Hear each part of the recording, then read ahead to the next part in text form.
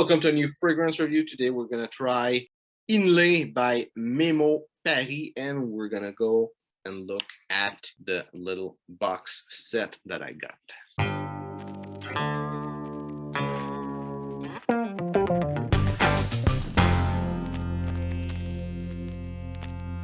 So I got a sample of Inlé by Memo Paris, and actually I got the whole kit of samples to try. I also got Sicilian leather that was free when I purchased that discovery kit. I'm gonna go just with this, and it's the only video on all the review of this that I'm gonna show the box. So here's what it looks like. There's pictures of the most well-known fragrance from the brand, including African leather that you most likely know, Irish leather, Inlé, Marfa, that I don't know what it means, French leather, and another one that you just see half of it.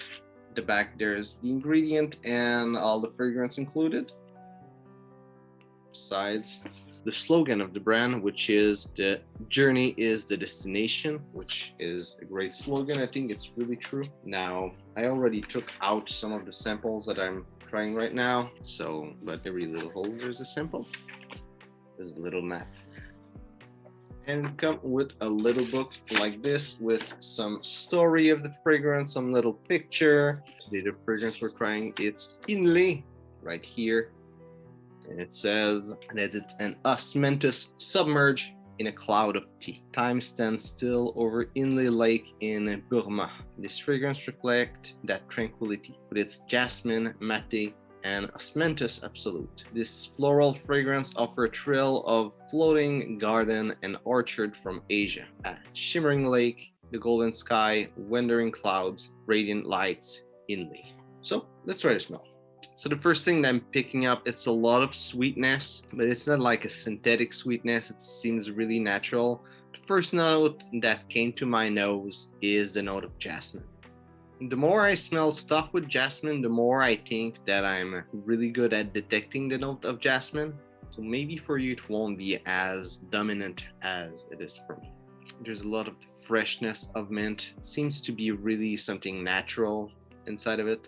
For the price of the fragrance, I mean, the kit was cheap, but buying a bottle of these fragrances, they're quite expensive. So I would assume a lot of stuff there are natural ingredients. Of course, there will be some aroma chemical, but I'm sure a lot of these ingredients are natural ingredients, especially just reading the little text that says that the Maté, the Osmantus, and the Jasmine are like absolutes, so natural ingredients. Picking up a little bit of bergamot, picking up some Artemisia. I wouldn't say that the Artemisia is really strong, but a bit stronger, how it is usually in other fragrance.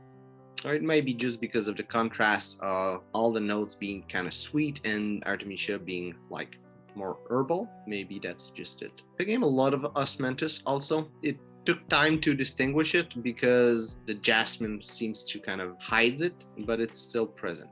I'm picking up a little bit of Maté, picking up a little bit of iris also. I think I'm picking up some spice, and that's about it. On my skin, what I'm picking up in the opening, there is a lot of jasmine. It's mainly the most dominant note in the opening. I'm also picking up a lot of Maté, a lot of mint, and a lot of Artemisia. I'm picking up a little bit of Osmantus, a little bit of bergamot, a little bit of iris, and a little bit of musk. As it dries down, the jasmine really dissipate. I'm still picking up a little bit of it, but it's more some jasmine. I would think that maybe there's also some aroma chemical like Idione inside of the fragrance from the smell, but it might just be the jasmine that interact with something else. At this point, I'm picking up a lot of Osmantus and a lot of Maté, which is the main notes that I'm picking up in the heart of the fragrance. I'm picking up a little bit of iris, a little bit of spicy note, and I'm picking up some musk, but it's not like musk. I don't know how to describe it. It's probably some aroma chemical. But I mean, it's musk, so it is surely some aroma chemical. But I'm picking up something in that family of smell or the influence of it somewhere in the background of the fragrance.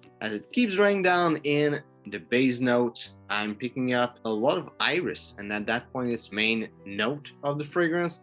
I'm also picking up that little musk that was there at that point is more defined as musk. And I'm picking up some like cedar note, but I think it might be like isoe super or some aroma chemical to really hold the fragrance together. Projection of the fragrance is actually not quite good. I would say in the opening, like straight in the beginning, people are able to smell it like as average, a little bubble around me, but it's not long that people won't be able to smell it at all. I think if you get like 15 minutes of projection, 20 minutes, that's good. I don't think you'll get more than 30 minutes of projection if you're lucky. As a skin scent though, the fragrance lasts pretty long. It lasted 7 to 12 hours, so pretty much the whole day. I would assume that, and maybe if it's super hot outside, it will probably project more, last a bit less long, but you still would be able to last the whole day with the fragrance. And I think this fragrance is marketed for women, so I would say that usually women want fragrances that are more soft, that are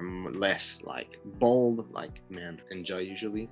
So if you like fragrances that are more subtle, that's a good fragrance for that. For the complete note breakdown, top notes are bergamot,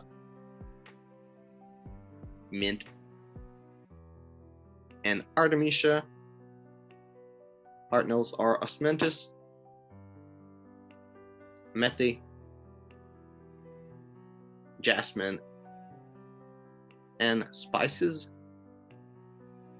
And the base notes are iris, musk, and cedar. And where I would see this fragrance, I don't think it will be a good business fragrance. I think maybe for a woman, but I don't think it will be like a good business fragrance. As a dating fragrance, could work. It's sweet, it's somehow seductive, so it could work. It's not quite that type of fragrance, but it can do a good job.